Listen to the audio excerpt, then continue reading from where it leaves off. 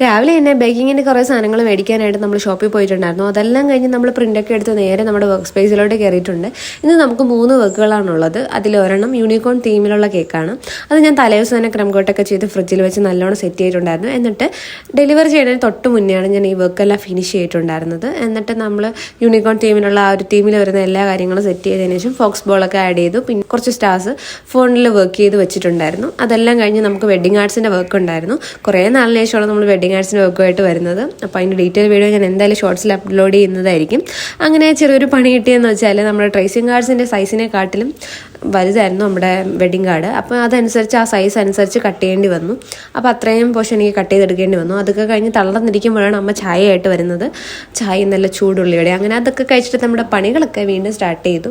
Wedding കാർഡ്സിൽ വരുമ്പോഴത്തേക്കും tag കെട്ടുന്നതാണ് ഏറ്റവും മെനക്കെട്ട പരിപാടി. അപ്പോൾ 100 ടാഗ് നമ്മൾ മൊത്തത്തിൽ കെട്ടിയിട്ടാണ് വർക്ക് ചെയ്തിട്ടുണ്ടായിരുന്നത്. അങ്ങനെ ഫൈനലി നമ്മുടെ കാർഡിൻ്റെ വർക്കുകൾ ഏകദേശം ഫിനിഷ് ആയിട്ടുണ്ട്. അത് കഴിഞ്ഞ് നമുക്ക് 2 കേക്കും കൂടെ ഫിനിഷ് ചെയ്യാനുണ്ടായിരുന്നു. ഒന്നൊരു മിൽക്ക് ചോക്ലേറ്റ് ആണ്.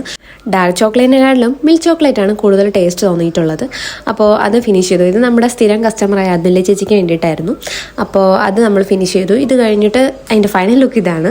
അത് കഴിഞ്ഞ് നമ്മൾ ബട്ടർ സ്കോച്ചാണ് ചെയ്തിട്ടുണ്ടായിരുന്നത്. അതൊരു ചെറിയ ബട്ടർഫ്ലൈ തീമിലായിരുന്നു ചെയ്തിട്ടുണ്ടായിരുന്നത്. അപ്പോൾ അതിൻ്റെ ഫൈനൽ ലുക്ക് ലാസ്റ്റ് കൊടുക്കുന്നുണ്ട്. അപ്പോൾ ഇഷ്ടപ്പെട്ട് കഴിഞ്ഞാൽ തീർച്ചയായും നിങ്ങൾ വിലയേറെ കമൻറ്റുകൾ രേഖപ്പെടുത്തുക. അപ്പം അത്രേ ഉള്ളൂ.